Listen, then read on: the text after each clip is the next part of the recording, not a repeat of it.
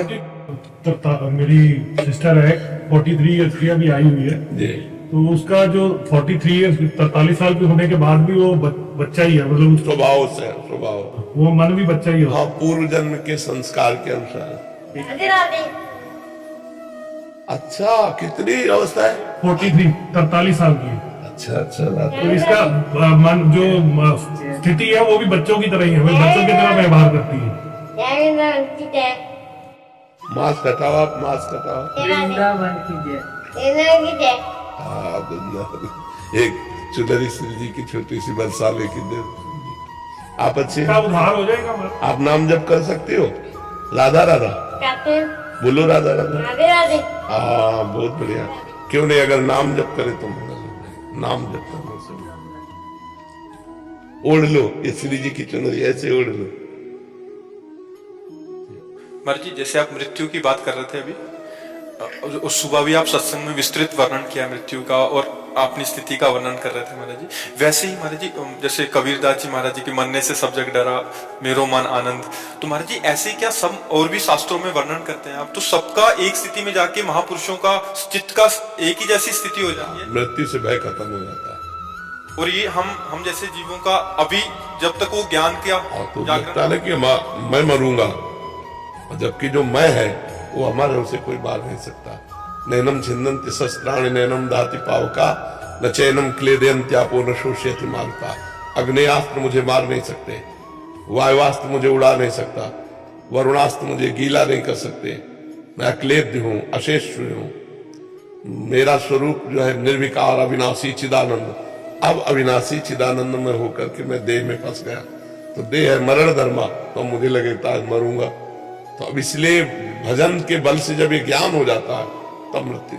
जड़ चेतन की ग्रंथि यही है, यही ग्रंथि है, यही यद्यपि मृषा पर छूटति कठिनाई। यही जो अपने स्वरूप को भूलकर मैं स्त्री हूं, मैं पुरुष हूं ऐसा मान लिया गया, यही जड़ चेतन ग्रंथि है। और यही दुख शोक चिंता भय ये पूरा जीवन देती रहती है। इसी को ज्ञान के द्वारा नष्ट करते हैं। तो जब भगवान का भजन होता है, हृदय निर्मल होता है, तो वैसे भी ना भी ज्ञान हो तो भजन करने वाले को अंतिम समय ऐसे होता है जैसे हाथी के गले से माला टूट गई, उसे पता भी नहीं चला। जैसे स्वप्न में ऐसे शरीर छूट जाता है, नहीं तो बड़ी दुर्गति होती है। जन्मत मरत दुसाध खोए, बड़ी दुर्गति होती है। इसलिए खूब नाम जप करो, दूसरों का उपकार करो, कोई पाप कर्म न करो, तो भगवान की कृपा से मृत्यु का भय शांत हो जाएगा।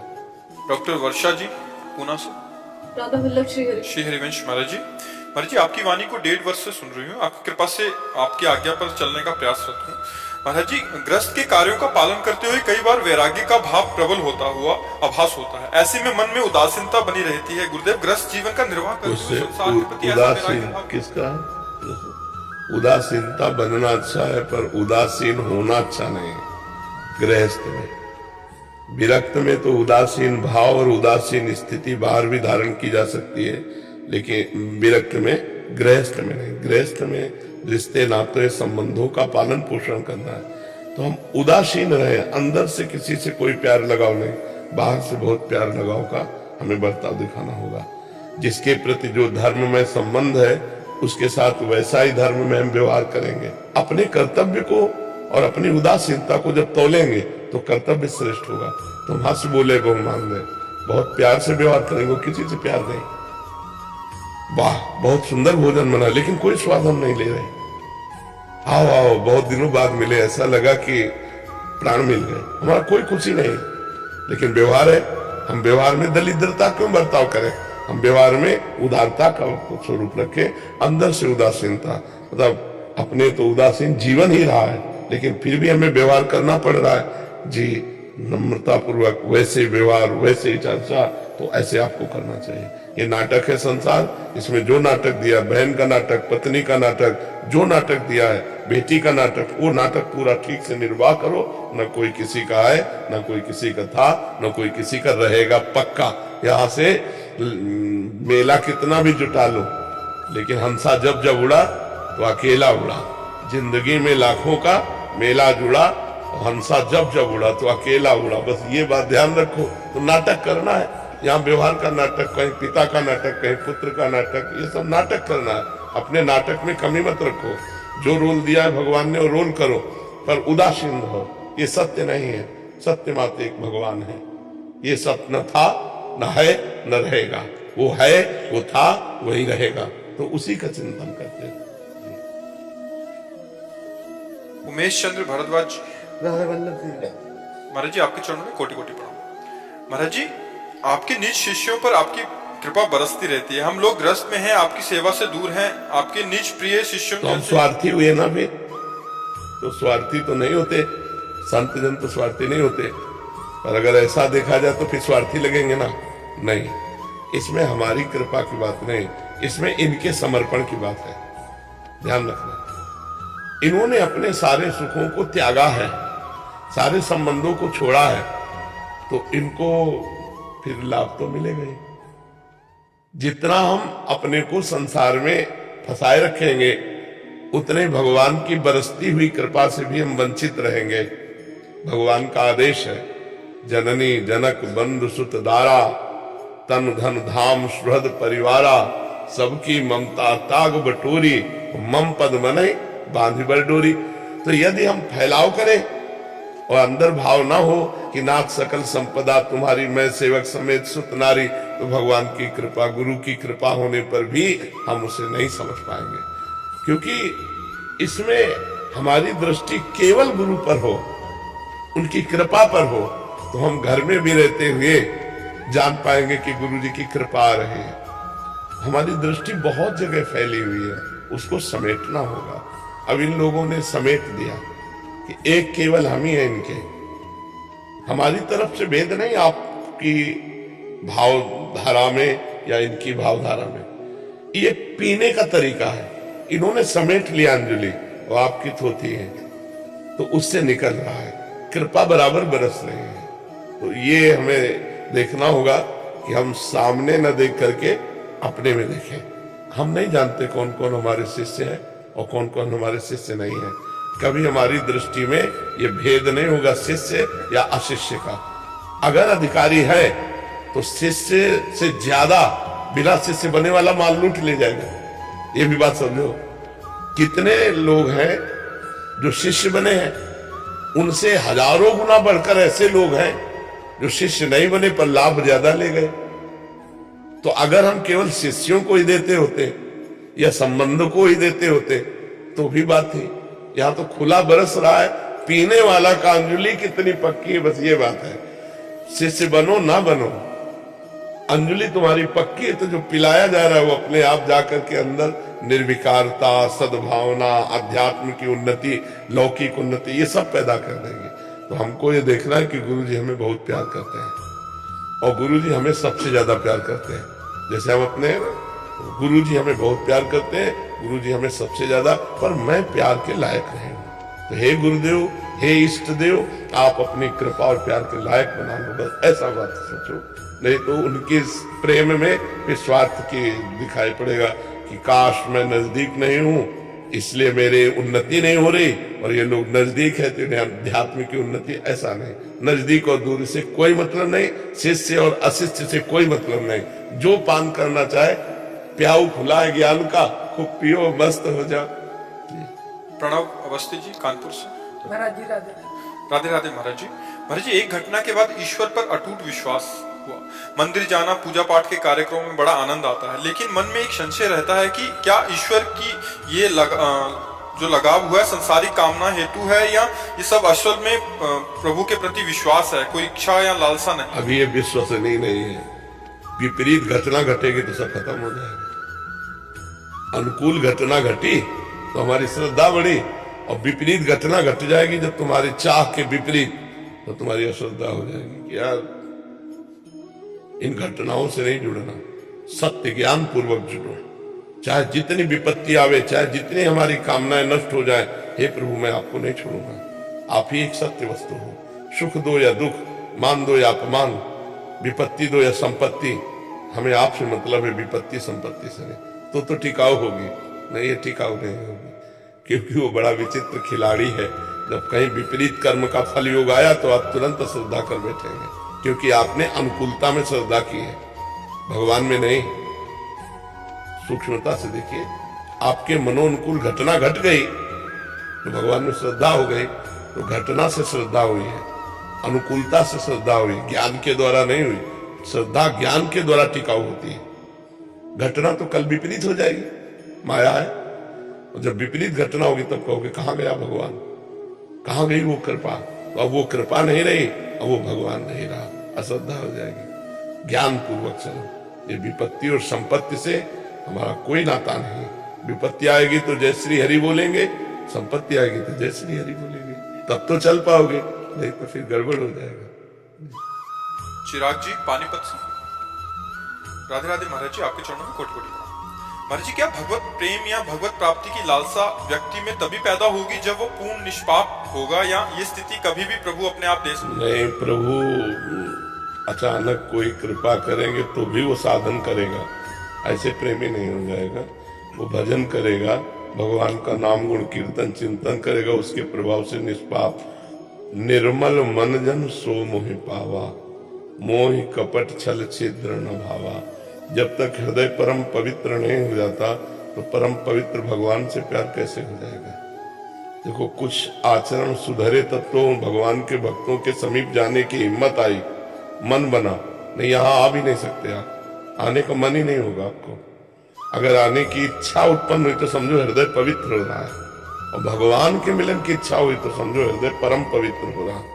अगर पापी पुरुष है तो भगवान का भजन भक्तों का संग अच्छा ही नहीं लगेगा। जो पे दुष्ट हृदय सोई होई, मूरे सन्मुख आव किसोई। अगर दुष्ट हृदय है वो भगवान के सन्मुख होगा ही नहीं। पवित्र हृदय में ऐसी भावनाएं जागृत होती है, समझ रहे जी। सोनिया जी। श्री हरिवंश महाराज जी, आपके चरणों में कोटि कोटि प्रणाम। महाराज जी, हम कृपा का आदर कैसे करें तथा हम कृपा पात्र कैसे बन सकते हैं?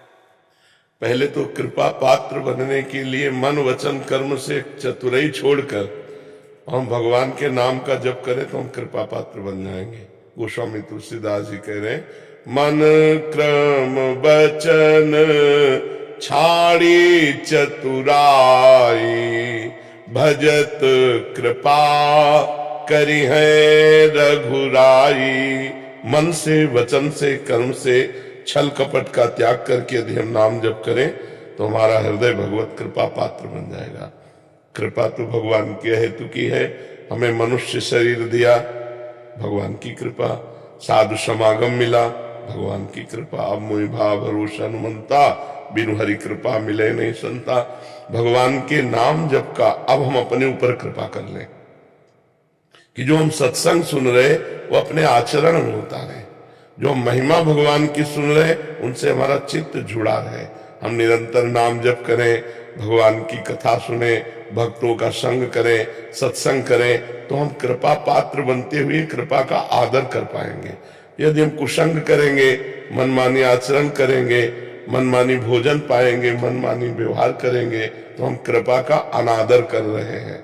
भगवान की कृपा तो हम पे है तो हम उसका अनादर कर रहे हैं। इसलिए कृपा का आदर ये होगा कि हम परोपकार करें, हम नाम जप करें, हम अच्छे चरित्र वाले बने। आत्मना प्रतिकूलानी परेशान न समाचरित। जो हमें अच्छा नहीं लगता वो हम दूसरों के प्रति आचरण ना करें। अगर हम ऐसे करेंगे तो हम पर कृपा बढ़ती चली जाएगी, और कृपा का स्वरूप ये होगा कि कृपा सिंधु भगवान मिल जाएंगे, हमारा जन्म मरण चक्र छूट जाएगा। नहीं, बहुत अब आगे जो कलयुग आएगा इसमें और पापाचरण बढ़ेगा। भाव भ्रष्टाचारा सब संसारा, धर्म सुने नहीं काना। इसलिए अभी भजन कर लो, अभी बढ़िया है। आगे समय ऐसा आएगा न राजा न प्रजा, सब भ्रष्ट होती चली जाएगी। कभी वर्षा नहीं होगी, कभी अधिक वर्षा हो जाएगी, कभी ऐसे वायरस प्रकट होंगे, हम मरेंगे। जब मृत्यु लोक में है तो मरना तो है ही, लेकिन जिस लिए आए वो काम करके मरे। हम आए हैं भगवत प्राप्ति के लिए, भजन करके भगवान को प्राप्त हो जाए। एक ही बात है, हमारा चित्त भगवान से जुड़ा रहे। वो चाहे नाम से जुड़ा रहे, चाहे कथा से जुड़ा रहे, चाहे सेवा से जुड़ा रहे, चाहे जैसे भी हम जुड़े रहे प्रभु से। अगर एक भी क्षण भगवान नाम विस्मरण ना हो तो तुम संसार को जीत गए। भजन छूटा तो सब फिर ज्ञान विज्ञान धरा रह जाएगा एक कोने में। भगवान की बहुत बलवती माया है। भगवान ने बड़ी कृपा की, 84 लाख योनियों से हमें बचा करके मनुष्य जीवन दिया। संस्कृति मांझ बरियाई के पायो, मानुष देह वृथा कत डारत। सेवक जी महाराज कह रहे हैं संस्कृति चक्र को रोक दिया हरि ने और बीच से हमें निकाल के मनुष्य बना दिया। अब हम अपना उद्धार कर लें, नहीं हम सुअर कुत्ता बन के थोड़ी उद्धार करेंगे। हम ही लोग हैं, ये मत समझो कि हम लोग नहीं, हम ही लोग हैं, हम ही लोग हैं। कर्म बिगड़ जाएंगे तो यही सब बंधना पड़ेगा। थोड़ा भगवान की कृपा से अच्छे कर्म बन जाए तो ऊपर लोक जाओ, देवलोक, महालोक, तपलोक, सत्यलोक, ब्रह्मलोक, और भजन बढ़िया बन जाए तो भगवान की प्राप्ति हो जाए। पर भजन करना कठिन है, मन भजन में नहीं लगता। देखो भजन में लगाने की कोशिश करो, संसार में भागता है तो बस भजन कर ले वही वीर, काम क्रोध को जीत ले वही महावीर, नहीं तो सब कूड़ा करकट हो जाएगा। आज नहीं तो कल मृत्यु की गोद में जाना ही है। मरने के पहले कुछ धन एकत्रित कर लो, ये रुपया नहीं, नाम धन। जितना नाम धन एकत्रित करोगे तो इस लोक और परलोक में सुख और शांति प्राप्त करोगे, भगवान से विमुख रहोगे, दुख अशांति में भटकते रहोगे, कहीं विश्राम नहीं मिलेगा। जी लक्ष्मी नारायण शुक्ल जी महाराज जी, जय जय श्री हरिवंश, आपके चरणों में कोटि कोटि प्रणाम। महाराज जी, वो सत्य क्या है जो भाषित होते हुए भी प्रतिभाषित नहीं होता, अर्थात दृश्य होकर भी अदृश्य? सत्य कभी भाषित नहीं होता, सत्य कभी भाषित नहीं होता, माया का भाष होता है। सत्य तो त्रिकाल सत्य है, ना सतो विद्यते भाव, ना भाव विद्यते सता। सत्य को भाषित नहीं कहते, माया को भाषित कहते हैं। सत्य विद्यमान है, था, रहेगा। माया न थी, न है, न रहेगी। किसका प्रश्न है? ना सतो विद्यते भाव, ना भाव विद्यते सता। सत्य का कभी अभाव नहीं, तो भासमान होना और है इसमें अंतर माना जाता है। जैसे सृष्टि भास रही है नहीं, भगवान है पर वो भास नहीं रहे। सर्वत्र नानात्व दिखाई दे रहा है पर भगवान है, सच्चिदानंद सत्य है। अब उस सत्य को हम जिस भाव से स्वीकार कर ले, निर्गुण सगुण अवतार प्रकरण को लेकर के या बिना अजन्मा मान करके जैसे हम माने, वो सत्य सर्वमुखधारी है, सत्य सर्वस्वरूप है। जिस भाव से हम चाहें, जाकी रही भावना जैसी, प्रभु मूर्त देखी तिन तैसी। चाहे आत्मस्वरूप माने, ब्रह्म स्वरूप माने, परमात्मा माने, भगवान माने, नारायण हरि, जो रूप माने, जगदम्बा माने, जो रूप, वो परम सत्य सर्वरूपधारी है। क्यों प्रभु?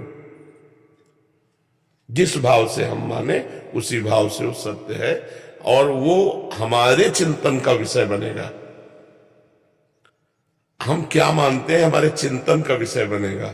जब भाव से हम उसका चिंतन करते हैं तो अचिंत तत्व हमारे चिंतन में प्रकाशित हो जाता है, क्योंकि चित्त का अधिष्ठात्र देवता वासुदेव ही है। तो जब हम चिंतन करते हैं, जैसे इंद्रियाणाम मनश्चास्मि, तो मन भी वही सत्य वस्तु है, परमात्मा स्वरूप है। असत चिंतन के कारण हमारी दुर्गति हो गई मन की, हमारे चित्त की, और जहां हम इसको सच्चिंतन में लाए तो अचिंत तत्व में स्थित होकर मन भगवत स्वरूप हो जाएगा। मन ब्रह्म में, चित्त ब्रह्म में, बुद्धि ब्रह्म में, अहम ब्रह्म में, सर्वम खलमिदम ब्रह्म। कुछ बचा ही नहीं ब्रह्म के सिवा। बस पहले चिंतन से फिर अचिंत स्थिति में पहुंचा जाता है। हमारा स्वरूप अचिंत है, अंतःकरण के चिंतन के द्वारा नहीं प्राप्त हो सकता। तो सत चिंतन के द्वारा असत चिंतन का त्याग और फिर सत चिंतन में भी विश्राम, तो सहज स्वरूप प्रकाशित हो गया।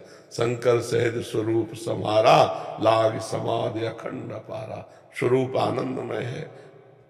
जब तक डट के भजन नहीं होगा, सच्चिंतन नहीं होगा, तब तक बात नहीं बनेगी। देह भाव से हमारा स्थूल सूक्ष्म कारण से संबंध हटे। पहले हम बैठे हुए इसी में है और अपने को देह मान रहे। स्थूल सूक्ष्म कारण स्वभाव से परिपक्व हो गया है कि हम मनुष्य हैं, हम देह हैं। ये देखो, उठते बैठते जागते हर समय बैठा हुआ ये भाव नष्ट हो जाए तो फिर खाता पीता चलता उठता बैठता हुआ भी वो कुछ नहीं करता। अकर्ता, अमना और अचिंत। समझ पा रहे हैं आप प्रभु जी? चिंतन करते हुए भी जी, वो दृष्टिगोचर प्रकाश पुंज क्यों नहीं होता फिर? क्योंकि वो सतत चिंतन नहीं हो रहा। इसको आप कसौटी पे कसिए, सतत चिंतन नहीं हो रहा। जो विषयों के द्वारा चिंतन हो रहा है, विक्षेप, जो अहंकार देहाभिमान का आवरण, और जो बार बार दुर्वासनाएं हमें आकर्षित कर रही, मल विक्षेप आवरण से रहित हुए बिना हम उस अचिंत्य वस्तु का कैसे अनुभव कर लेंगे? उसके लिए हमें साधना चाहिए ना। लोक परलोक के भोगों से वैराग्य, इंद्रियों का दमन, मनोनिग्रह, तितिक्षा, श्रद्धा, समाधान, मुमुक्षुता, तब हम उस वस्तु को समझ पाएंगे। केवल वो बातों से तो समझ में आने वाली है नहीं। नायमात्मा प्रवचने न लभ्या न मेधया न बहुना तुलते न बहुत प्रवचन करने वाले को बोध होता है, न बहुत प्रवचन सुनने वाले को होता है, न बहुत बुद्धिमान को होता है जो आत्म तत्व का वर्ण कर लेता है। अभी हमारे वर्ण में बहुत कुछ है, स्त्री पुत्र संसार सुख सामग्री मान प्रतिष्ठा, और भजन भी हो रहा है। किसी किसी का तो भजन एक साधन होता है, साध्य संसार विषय होते हैं। पहले भजन साधन साध्य सब कुछ बन जाए हमारा भजन ही। हम भगवत चिंतन के बिना एक क्षण नहीं रह सकते, ये स्वभाव हमारा बन जाए। यह जो परिमोह सहज स्वभाव, श्री हरिवंश नाम रस जाओ, नाव सुदृढ़ भव तरन को। हर समय जो भगवान का नाम प्रिय हो, देखो सनक सनंदन सनातन सनत कुमार जैसा कोई महायोगी नहीं, अद्वितीय योगी है। हर समय हरिश शरणम हरिश शरणम हरिश शरणम। भगवान शिव जैसा कोई योगी नहीं, हर समय भगवान की चर्चा, भगवान नाम कीर्तन गुणगान करते रहते हैं। तो हमारी चित्त वृत्ति पहले संसार राग से मिटे। बड़ा कठिन है इसको मिटाना। आप अगर साधना कर रहे हैं तो खुद आप देख लीजिए, भूत भविष्य का चिंतन वर्तमान में हमारे चल रहा है, या तो भूत का या तो भविष्य का, और या व्यर्थ, ये तीन चिंतन चलते हैं, भूत का या भविष्य का या व्यर्थ। इन तीनों चिंतन को हम मिटा दें, एक चिंतन रह जाए, अगर परमात्मानंद का अनुभव हो जाए तो हमें कहना मिटाओ। इसी बात के लिए तो मनुष्य जन्म मिला है, इसी बात की तो साधना है। क्यों प्रभु जी। मनिका वर्मा जी, डेनमार्क। राधे राधे महाराज जी। महाराज जी, मैं बचपन से महाराज जी लिख रहे हैं कि बहुत भाग्यशाली रही हैं, गवर्नमेंट जॉब मिली, शादी हुई, अच्छा परिवार मिला। महाराज जी कह रहे हैं कि क्या, देखो बच्चा, इसे हम भाग्य नहीं कहते, इसे हम भाग्यशाली नहीं कहते। भाग्यशाली कहते हैं कि ये सब करते हुए हम भगवान का विस्मरण नहीं किया, ये सब होते हुए भी हमने भगवान का विस्मरण एक मिनट के लिए नहीं किया, तब तो हम तुम्हारे भाग्य की सराहना कर सकते हैं। सुत दाराधन लक्ष्मी पापियों के घर होए, संत समागम हरि कथा तुलसी दुर्लभ धोए। भगवान का चिंतन, भगवान की लीला गुणानुवाद का मनन यदि नहीं हुआ तो ये सब छूटने वाली बात आपने बताई। पति भी छूटेगा, आपका भी शरीर छूटेगा, हमारा भी शरीर छूटेगा, तो सब पद प्रतिष्ठा छूट जाएगी, सब बैंक बैलेंस छूट जाएगा, सब कुछ। पाया क्या? मानो आपकी 30 वर्ष उम्र होगी, 30 वर्ष में आपने क्या पाया? जैसे आप कहते तो मैं भाग्यशाली हूं, तो अब हम आपको अध्यात्म की धरा से बोल रहे हैं। 30 वर्ष में आपने जो भी प्राप्त किया वो सब नाशवान है, सब छूटने वाला है। जब आप यहां से जाओगे तो इस 30 वर्ष में प्राप्त की हुई वस्तु से आप 30 सेकंड नहीं खरीद सकती। ऐसे 30 वर्ष आपने उसमें दिए जिसकी कमाई से हम 30 सेकंड नहीं खरीद सकते, तो जीरो ही तो है। हम अभी भाग्य कैसे मान सकते हैं? भाग्य तब मान सकते हैं जब 30 वर्ष में आपने वो कमाया जो आपके साथ जाए। क्या कमाया? क्योंकि आप जहां प्रश्न कर रहे हो अध्यात्म की बात कर रहे हो, अब हम उसको लौटा रहे हैं उसी बात में। आप अपने पति को भगवान मानिए कि मेरे साक्षात भगवान पति रूप में विराजमान है। परिवार को भगवान का सदस्य स्वरूप मानिए और नाम जप करते हुए सेवा कीजिए तो सौभाग्य हो जाएगा। जो आपको नौकरी मिली है वो कर्तव्य पूजा मान लीजिए, तो हम फिर सौभाग्यशाली मानेंगे आपको। नहीं तो जिन हरि भगत हृदय नहीं आनी, जीवित सब समान ते प्राणी। वो हमारा मृत्यु तुल्य समय नष्ट हो रहा, मुर्दे के समान। यदि भगवत स्फुरण नहीं हो रहा, भगवत चिंतन नहीं हो रहा, भगवत लीला कथा में अनुराग नहीं, भगवान के चरणों में प्रेम नहीं, तो फिर कोई खास बात। महाराज जी कह रहे हैं कि करना पड़ेगा खुद से या भगवान देंगे? क्या प्रयास करना पड़ेगा। भगवान की कृपा से जैसे आप सुन पा रहे हैं, तो अब आपको नाम जप करना है, आपको भगवत कथा सुननी, घर में ठाकुर जी विराजमान करके उनकी सेवा करनी, ये आपको करना पड़ेगा। मन ना लगे तो कोई फर्क नहीं पड़ता। आग को मन से छुओ तो जल जाओगे, बिना मन से छुओ तो जल जाओगे। आग में दाहिका शक्ति अपना प्रभाव करती है। ऐसे भगवान मंगल भवन है, भाव कुभाव अनख आलसहु नाम जपत मंगल दिश दसो। मन लगे या न लगे तुम्हारा परम कल्याण हो जाएगा। भगवान में आप कैसे कैसे भी जुड़ो तो मन तो लगी जाएगा, जाएगा कहाँ। मन जो कहे उसके अनुसार आचरण भर मत करो। जो गलत आचरण मन कहे उसके अनुसार आचरण मत करो तो कोई फर्क नहीं पड़ता। ये चाहे जितना उद्दंडता करता रहे तुम सह जाओ केवल। यम ही न व्यथ्यंते ते पुरुषम पुरुषर्षभ सम दुखा सुखा धीरम स्वमृतत्वाय कल्पते। जो मन के द्वारा दी हुई व्यथा से व्यतीत होकर वैसे आचरण नहीं करता, सह जाता है, सुख दुख को समान भाव रखने वाला अमृत पद का अधिकारी होता है।